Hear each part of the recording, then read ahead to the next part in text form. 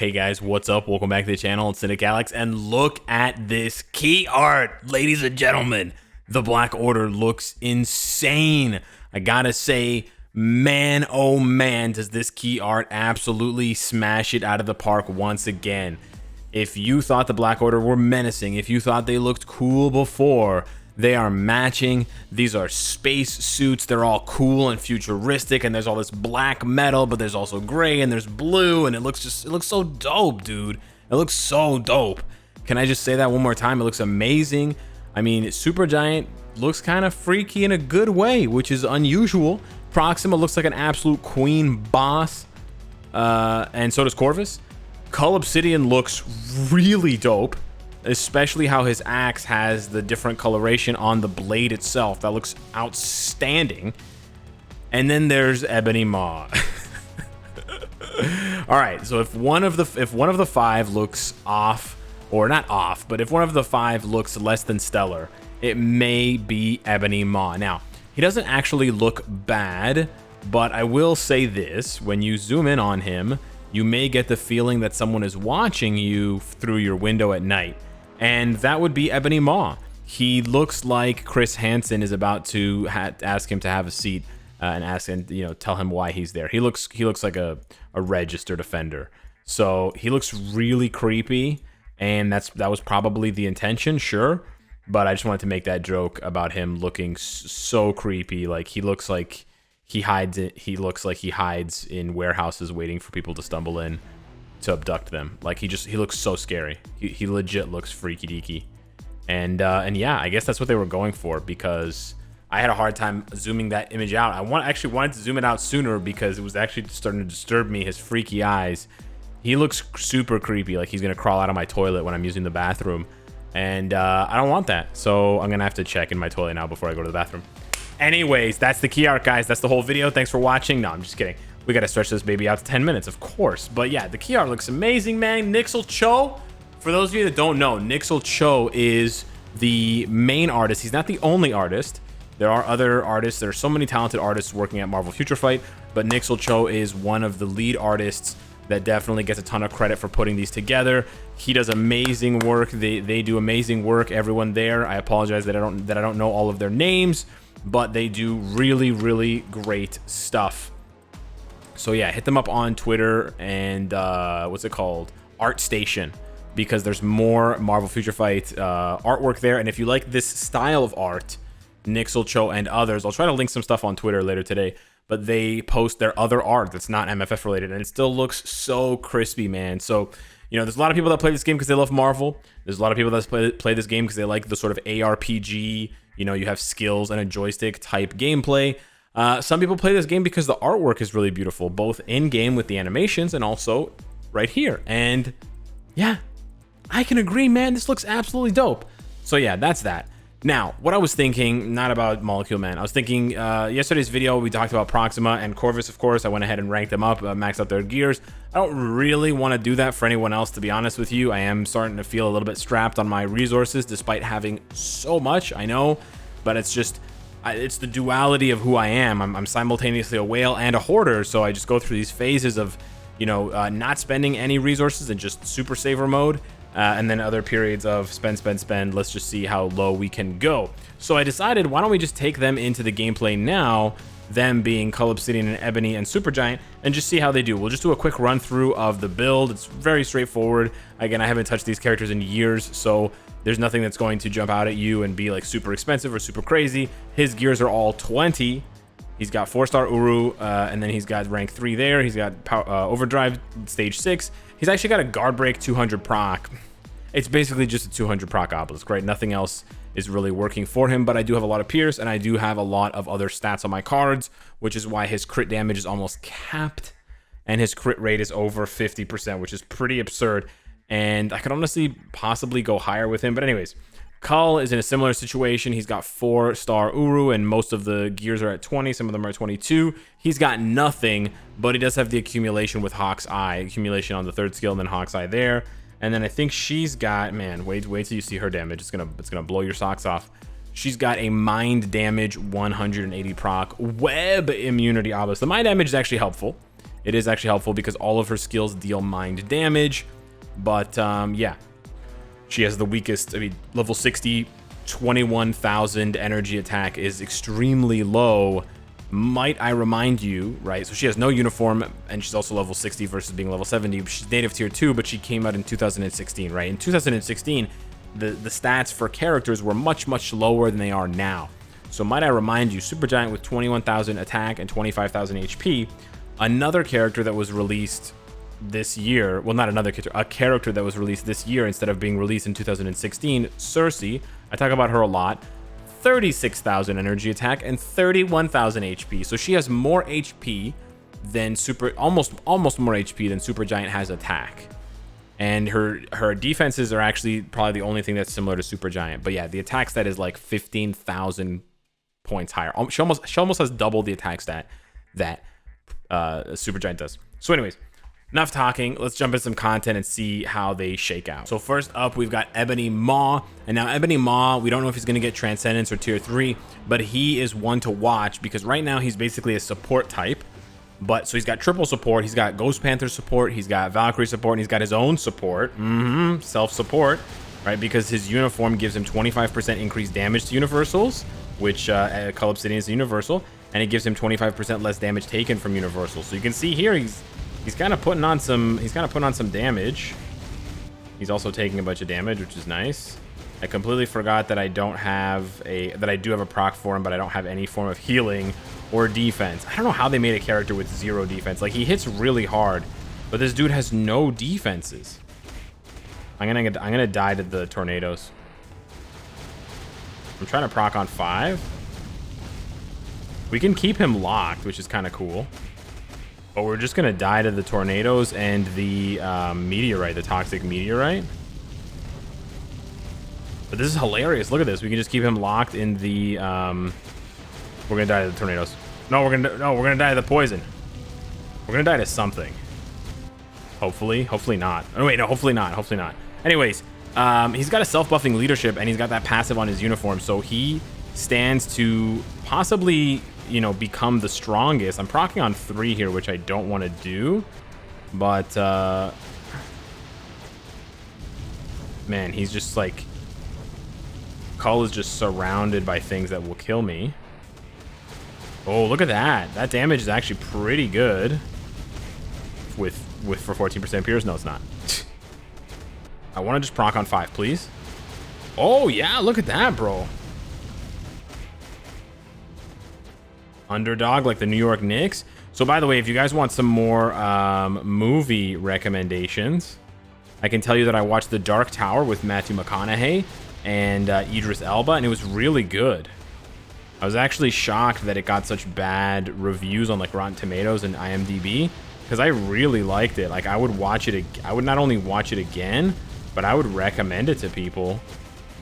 Maybe that's why I don't have so many friends, because I recommend them bad movies. But yeah, this is not bad. It's just criminal that he has no way of defending himself. Like, no immunity, no invincibility, nothing on any skill, not even a guard hit. You know, like, that's just unheard of. If you were to tell me that a character was coming out in 2020 or 20, you know, like in 2020, 2021, without having any guard break immunity or you know, not guard break immunity, super armor, guard hit, anything like that, I would be like, there's no way. You're absolutely on one. So yeah, not bad. He can definitely do stage 40.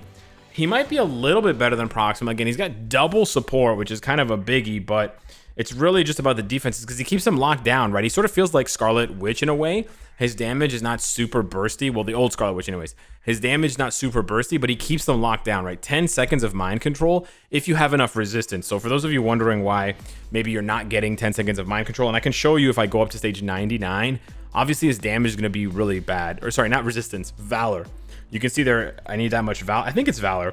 So I think he's going to kill me here. I'm going to try to just lock him permanently. I don't know if it's Valor or Resistance. Man, I haven't played regular World Boss in so long, you know, at a serious level to remember what the things do. Let me see if I can lock him down for the whole... I don't think I can. I think he's going to break out before 10 seconds, but I could be wrong. Oh, you know what? Maybe he's not. No way. So you could. So if they keep, here's something to look for. If they keep the 10 seconds of mind control, I keep proccing on that skill. There's like one hit at the beginning and it always procs the obelisk. Yeah, but if they keep the mind control, he could literally lock this dude down. He could lock down any boss, well, except for Thanos second stage, Null and Mephisto, of course. But he can lock down these other bosses completely. So that's pretty dope. Now, we did Corvus here on stage 50. Let me see. We're just basically going to use the same team because, again, physical damage characters. You could actually use Ronin's lead.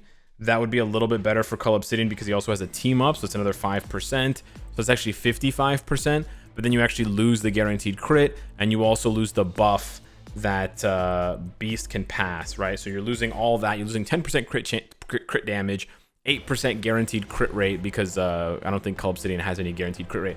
And then the buff, all of that versus 5% all attack. I don't really think it's worth it, but we'll just go with Ronin here just for fun. I was trying to press 3. That was very weird. We want to take damage. We want to hit her with these skills. Pretty low damage. I'm just getting crowd controlled like crazy right now. We want to get hit. Okay, there's a little bit of an iframe on 5. You want to get hit so you can sort of dish it back. I got snared there. Ooh, yeah, this is bad. He gets crowd controlled so much. You know what? I can actually do 4 while she's attacking because it's not an iframe. So it's really important for characters that have accumulation for you to know which one of their skills are not iframes, because then you can still do damage while accumulating versus other characters. Like, you don't want to use Sharon's 4th skill if you're trying to accumulate. But yeah, he not bad. So he gets there in a minute. It seems like his damage is kind of on par with Corvus's, and he doesn't have an obelisk. That's right. That's kind of the big difference, right? He doesn't have an obelisk. He's doing this just raw damage and pierce versus Corvus, who has an obelisk. So yeah, and he's got the heal, right, which is pretty important.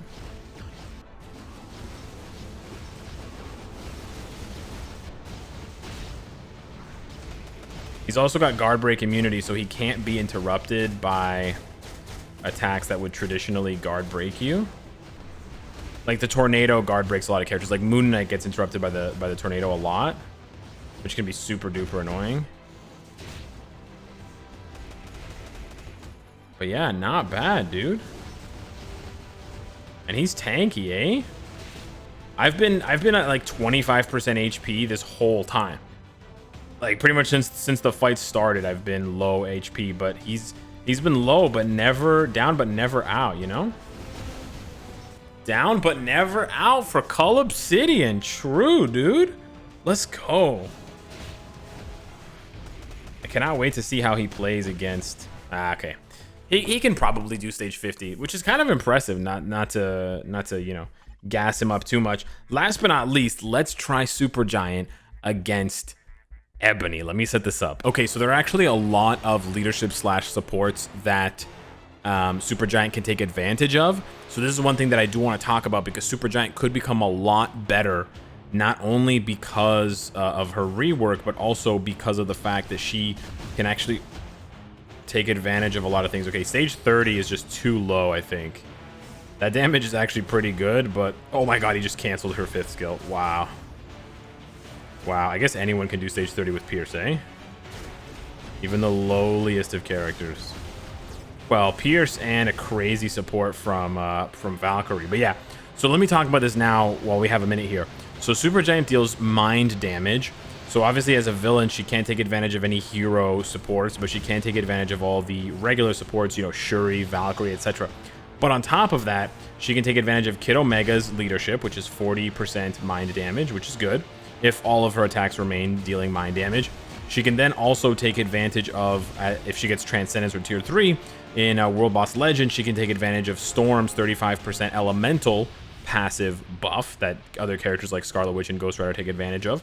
And then on top of that, she may be able to take, or if her attacks remain all mind damage, she would also be able to take advantage of Enchantress's basic damage.